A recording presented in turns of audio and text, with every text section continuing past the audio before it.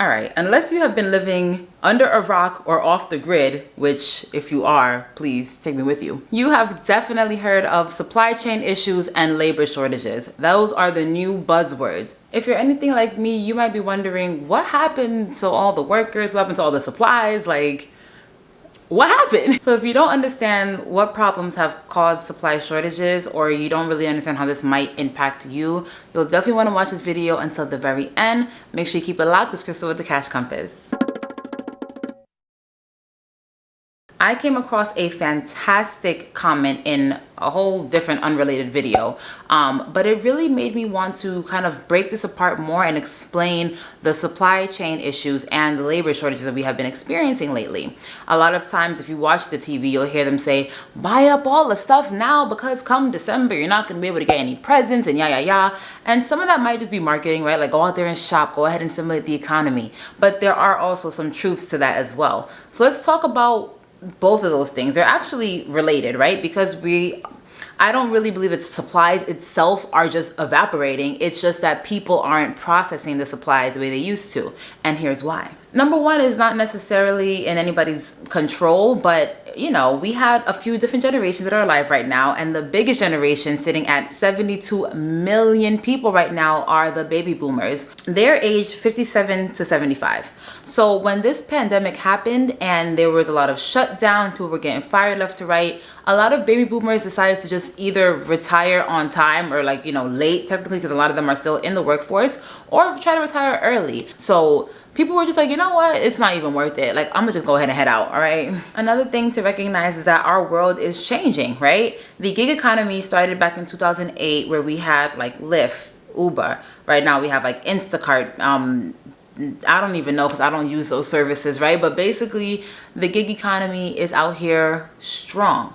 There has been so many different ways to make money, not only through the gig economy, but also online, right? Like if you have not been harassed by either a Forex person, somebody wanting you to be a swing trader, or someone trying to get you into Amazon FBA, you are on the wrong side of the internet, all right? Or maybe you're not even on the internet, because everybody has been approached by them people.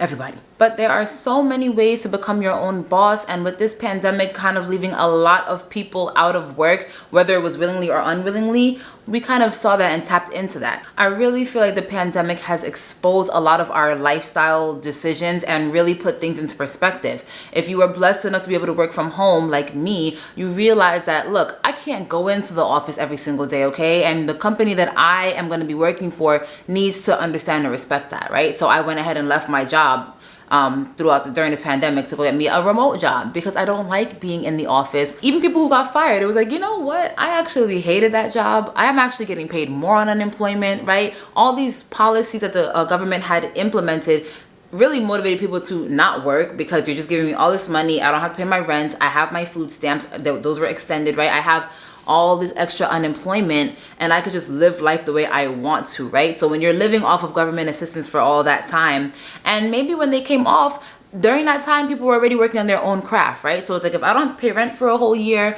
and I really don't care if you send me the collections, and I'm gonna just collect all this extra money, my stimulus check, I'm gonna just work on my own business, right? I'm gonna become a YouTuber, or I'm gonna do gig economy, whatever. People found other ways to make money. And I think that really inspired an entrepreneurial spirit that we have really been lacking. And I'm gonna talk about that in a moment. And also, as we continue to encourage people to go to college, we are creating lazy people. And I hate saying that, because I went to college and I loved college. It was a great experience. Yeah, sure, right? But we're teaching people to work for other people, to fulfill other people's dreams and not even meet our own. Please let me know in the comments if you have ever had this thought. It's like, I'm working, but I literally have no clue why. I literally don't like what I do, and I literally feel like I'm doing this for no reason, okay? I'll speak for myself. A lot of accounting, I feel like, is just a whole bunch of made up rules to empower and enrich even further the already rich. Most college jobs, unless you take the entrepreneurial route, just make the rich richer, right? At my job, whoever owns this company, okay? I'm accounting their money. The marketing people are marketing their products. The IT people are making their products more easily accessible to the consumer. Like, we're just enriching the rich. And that's why I'm happy that we're getting more of an entrepreneurial spirit, because it's like, you know what? Find somebody else to get that cargo. Find somebody else to process that timber, wood, whatever it's called. I'm out of here, right? I'm going to produce my own thing and produce my own product, right? I feel more fulfilled producing information out here on the internet for people to consume and be educated about than I do working at accounting, and I make a fraction of what I make, you know, on the internet than I do in my real job, right? But it's more fulfilling, and I think people had a chance to tap into those things, and they could really give a damn less about people and their supplies and their things like that. But the companies that are going to survive this are going to be companies that recognize that flexibility is so important and that they need us as much as we need them. These companies have like a really one-sided way of looking at things sometimes, and it's like, you know, there'll be times where, for example, you might apply for a job and they won't tell you what you're going to get paid until you actually make it all the way through the interview process. Like, no, ma'am, I'm only working here for the most part to get paid. Yes, I'm passionate, sure, right? That's what I'm telling you. But where's the money at? People went from having that unhealthy comfort with their jobs to kind of being literally tossed out and having to really make things work and figure things out for themselves. And they might have even come out of the pandemic better, even though they lost their job, right? I was at risk of losing my job, as I talked about in this video that I will plug up here, right? I was at risk of losing my job too. Thankfully that didn't happen. But when I was in that period of time where I was like, man, I don't know if I'm gonna be working or not, I was actually like, you know what? If I get fired, I'm going to just work my ass off on YouTube. I'm going to work my ass off on my other investments, and I'm going to just work my ass off for myself. And that's the mentality I kind of had. So I can only imagine that other people were feeling the same exact way. So it goes without saying, because of all those reasons for the labor shortages, that has a trickling effect on the supply chain, right? So for example, there are supplies, there are products, they're definitely out here, right? Those didn't just evaporate, but they're stuck out in sea, or they're stuck in cargo, and people cannot get those things transported because there aren't enough people processing those cargo ships. There aren't enough people processing the trucks or driving those trucks, you know, throughout the country to deliver those products because they just don't want to work anymore. Maybe it's the mandates, maybe it's just they don't want to work in these environments. They're afraid of the coronavirus, right? But the supplies are there.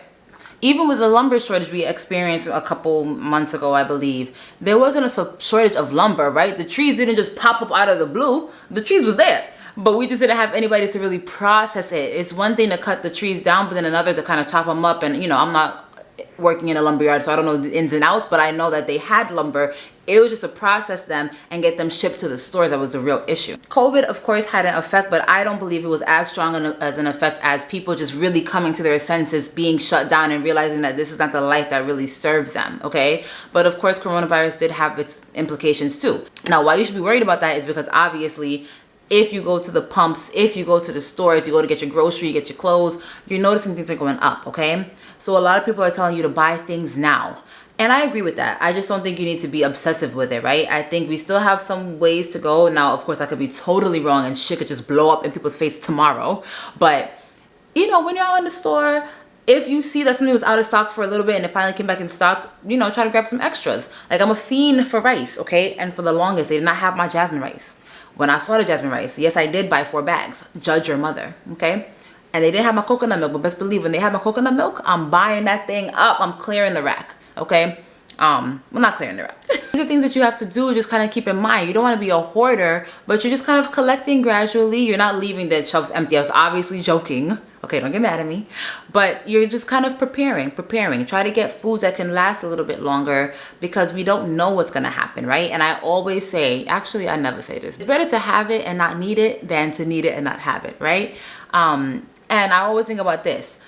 Like, let's say I'm wrong. If I'm wrong, whatever, I have extra food and I'm chilling. But if I'm right, I'm going to be, you know, on the upper echelon out here, okay? So always think about your opinions like that. Maybe you don't believe anything I'm saying, but can you afford to be wrong? Like, can you afford for me to be right? If the answer to that is no, then, you know, listen to my, you know, my advice. I'm not telling you what to do. I'm not suggesting you should buy anything. I'm just telling you, think about it. And like, look at your markets and see what's in your supermarket and what has been running out. Right? I couldn't get toilet paper for a little bit. So when I got the big bag, I got my big bag, you know? So just really think about yourself and your family and what you need and how you can prepare. That's really all I could tell you, because we don't know how long these supply shortages are going to go on. As long as we have these policies, which in my opinion are definitely just creating even worse labor markets and worse supply shortages, right? Like, if you're forcing people out of their job because you're not doing something, I don't see how that's going to help the economy and how it's going to even help supply shortages or inflation or any of that. But let me know what you think. If you guys agree or not, drop some tips below for other people. And if you are still going to hang around on the YouTube world, definitely check out these videos here. And as always, keep your money up.